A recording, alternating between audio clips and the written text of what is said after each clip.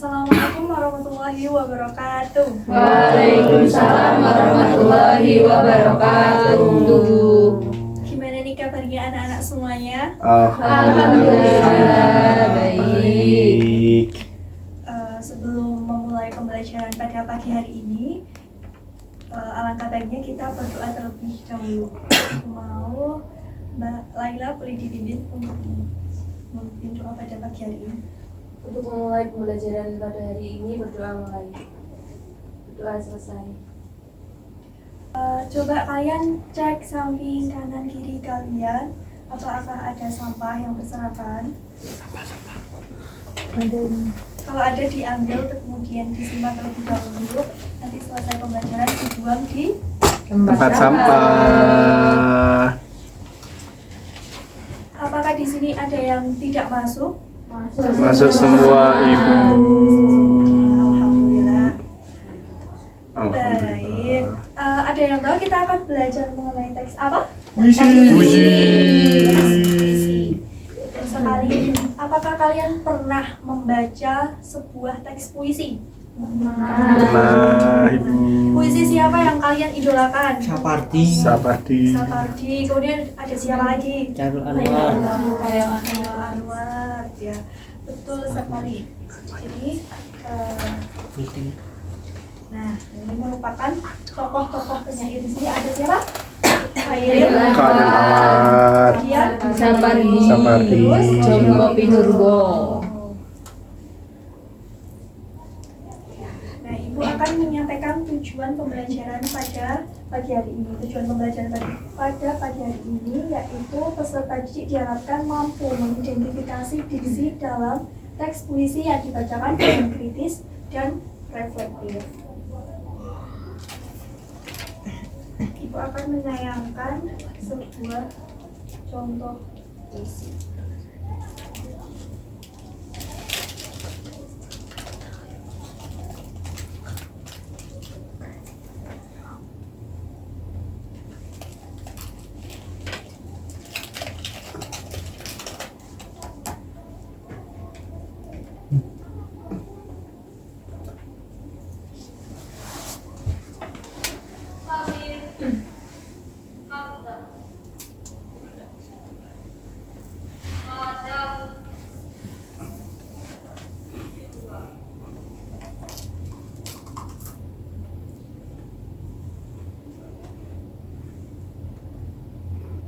Pulang kembali aku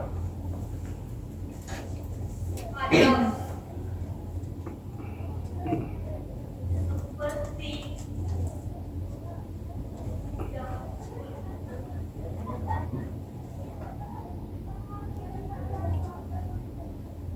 kaulah kandil gemerlap, pelita jendela di malam gelap, melambai pulang perlahan.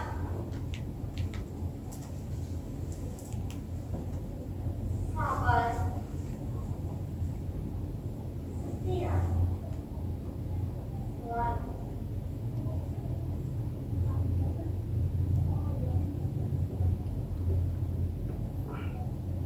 Satu kekasih, aku manusia, rindu rasa, rindu rupa. Di mana engkau, rupa tiada, suara sayu, hanya kata merangkai hati. Engkau cemburu, engkau ganas, mangsa aku dalam cakkarmu, bertukar tanpa pengelepar.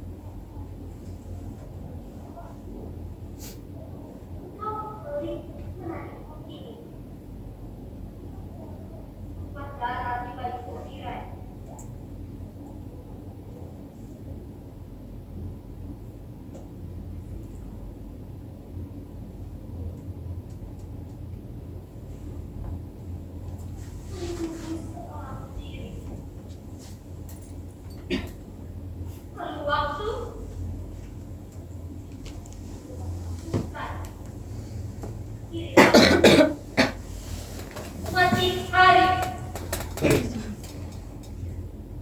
Sekarang kau pasti.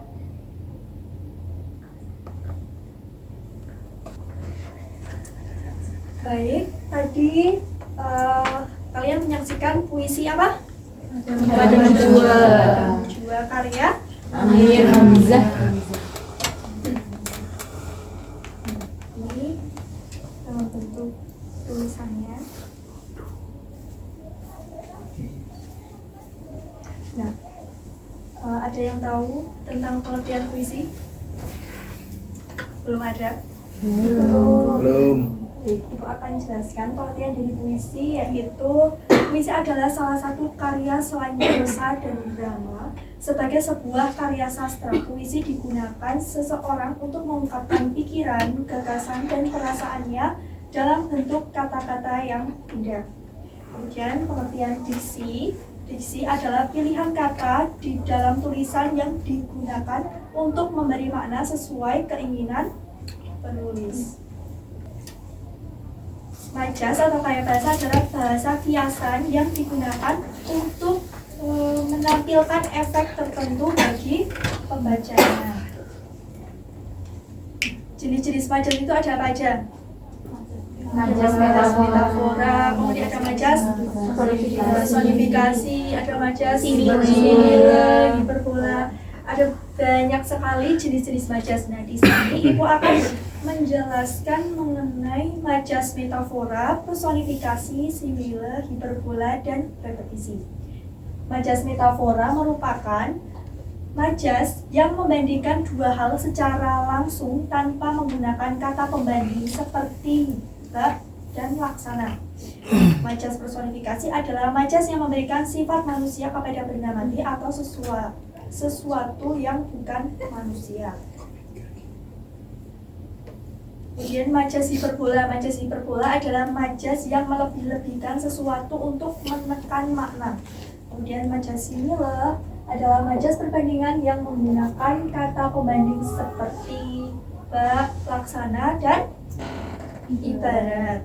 Kemudian repetisi adalah majas pengulangan kata atau frasa untuk menekan makna.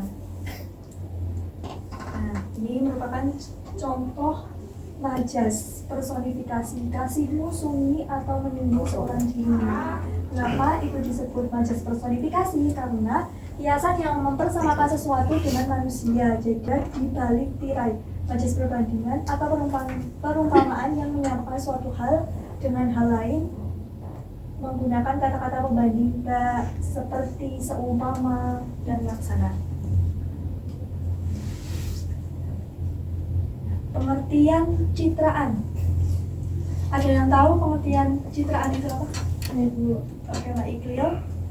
Imaji atau citraan merupakan kata atau susunan kata yang dapat menimbulkan efek khayalan atau imajinasi pada diri pembacanya, sehingga seolah-olah ikut mendengar, merasakan, melihat, meraba, mengecap sesuatu yang diungkapkan dalam puisi. Ya, tepat sekali. Beri tepuk tangan kepada Mbak Iqlil. Kemudian contoh citraan. Subuh hari kulihat bunga-bunga hujan dan daun-daun hujan berguguran di kebun hujan, bertaburan jadi sampah hujan. Kenapa itu disebut citraan penglihatan? Ada yang tahu? Karena ada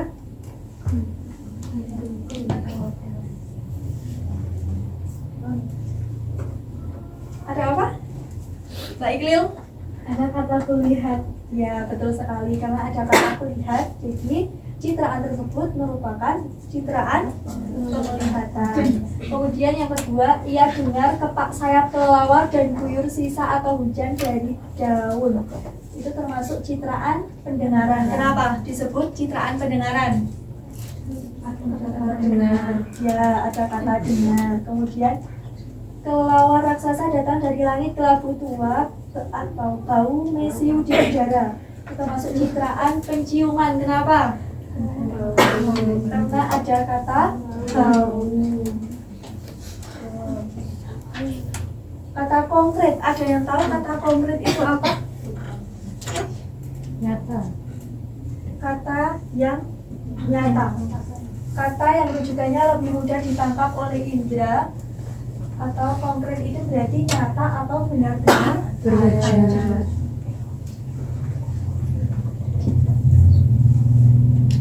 Nah, contoh kata konkret di sini yaitu perahu. Perahu itu merupakan alat transportasi atau tumpangan yang digunakan.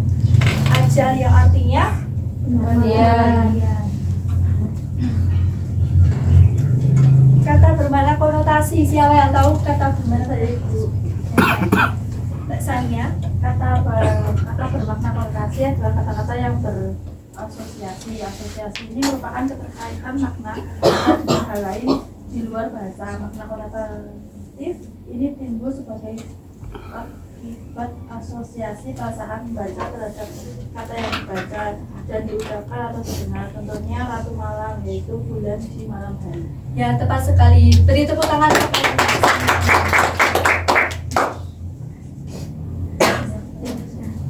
Contoh kata bermakna konotasi. Bumi bermimpi mengeluh di dalam mimpinya. Nah, bumi digambarkan seperti makhluk hidup yang sedang bermimpi dan merasakan rindu, menunjukkan suasana alam yang ikut larut dalam keheningan dan perasaan. Kemudian kencana yang diartikan sebagai emas murni yang menunjukkan kemuliaan. Sebelum kita berdiskusi, Ibu akan memberikan kalian ice breaking supaya kalian bersemangat untuk mengerjakan tugas. Boleh berdiri.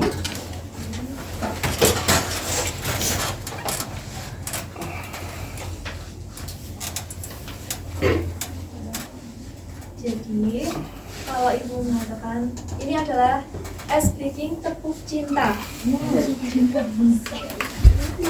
Tepuk cinta. Cinta kecil, cinta sedang, cinta besar, cinta semuanya. Udah paham? Paham. Oke. Yang semangat ya. Iya, Bu. Dimulai dari sekarang. Tepuk cinta. Cinta kecil, cinta sedang, cinta besar, cinta semuanya.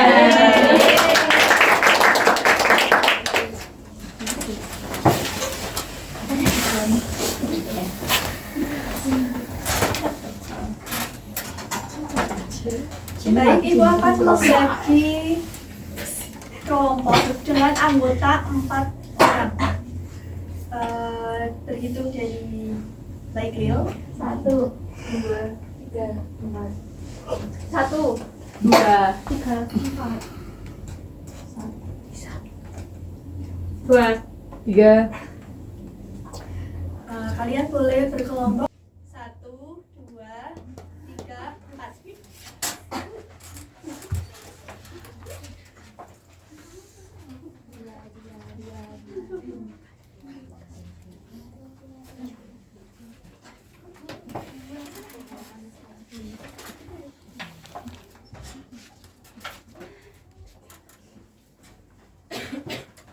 Apakah kalian sudah berkelompok?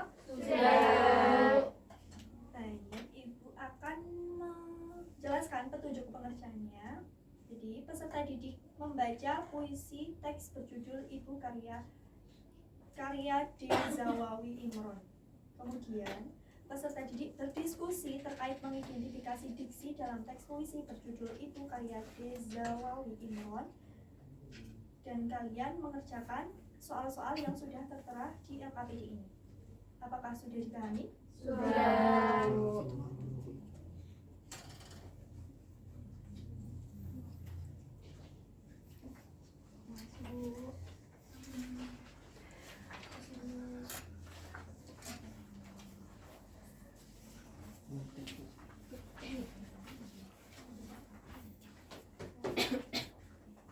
Bisa dikerjakan dari sekarang.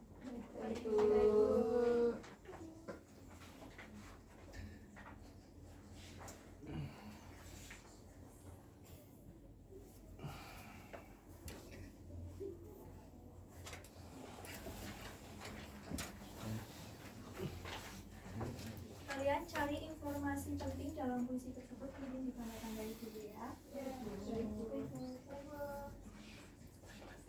Apa ada kesulitan?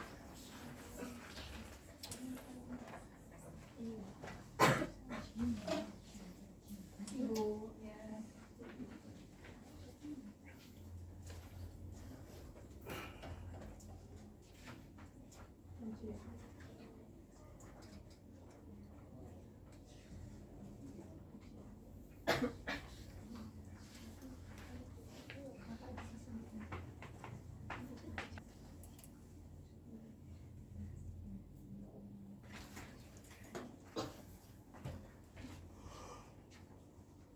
Sudah.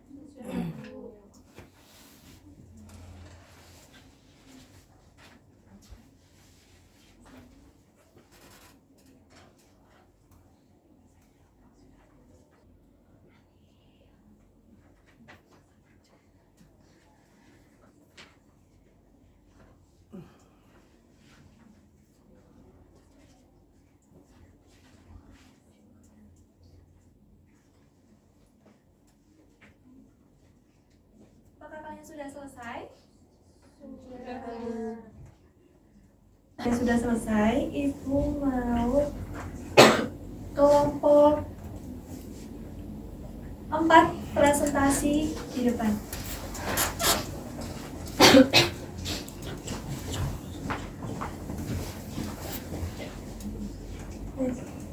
Sebelumnya kami dari kelompok 4 akan mempresentasikan hasil diskusi kami. Langsung saja pada nomor 1, temukan jenis majas apa saja yang terdapat dalam puisi Ibu karya Dezawawi Imron. Nah, yang pertama ada majas metafora. Metafora adalah majas yang membandingkan dua hal secara langsung tanpa menggunakan kata perbandingan. Nah, contohnya ada pada Ibu adalah gua pertapanku.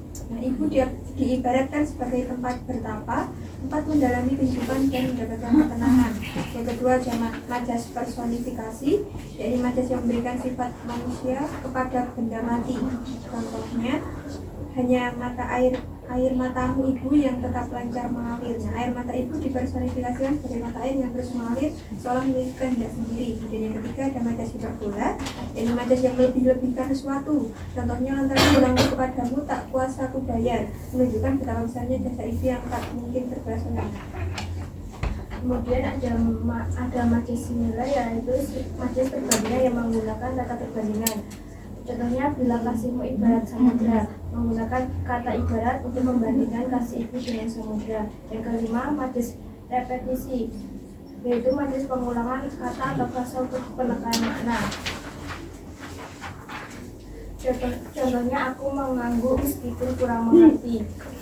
Penegasan tentang sifat anak yang pasrah dan percaya meskipun belum memahami sebetulnya ajaran itu. Apakah benar yang tadi nomor 1 sudah dipresentasikan? Benar. Bu. Boleh kembali ke tempat.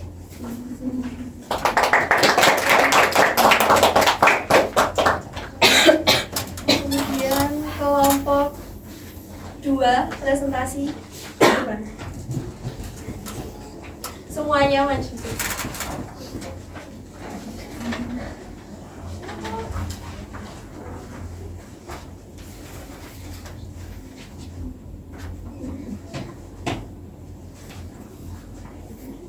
Baik, dari kelompok 2 akan memaparkan hasil diskusi kami, yaitu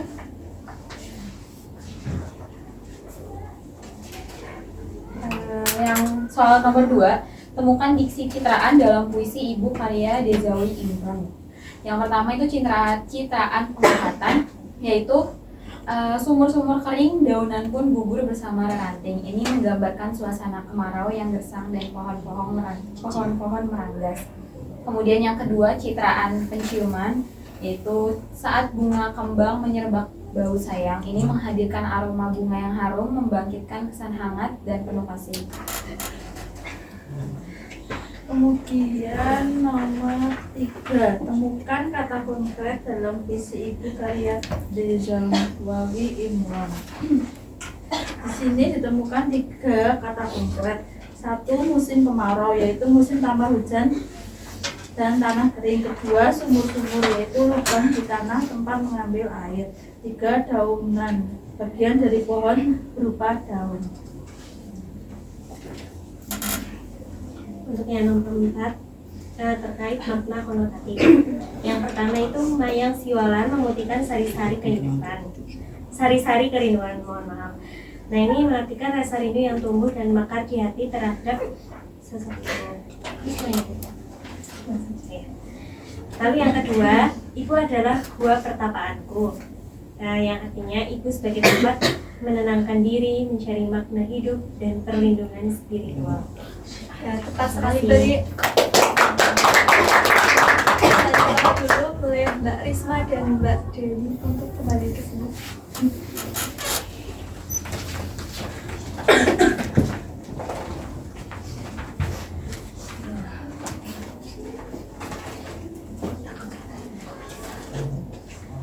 Ini ada sedikit apresiasi untuk kalian.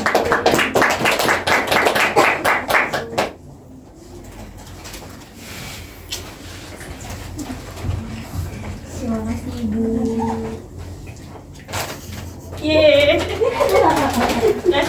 Terima kasih Bu. Sama-sama. Kalian boleh kembali ke tempat.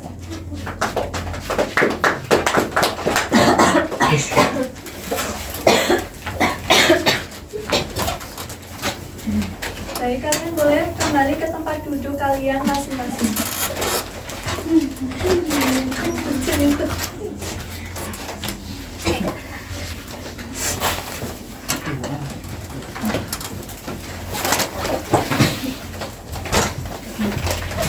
Kalian sudah kembali ke tempat duduk masing-masing? Sudah, Bu. Baik. Sebelum menutup pembelajaran pada pagi hari ini,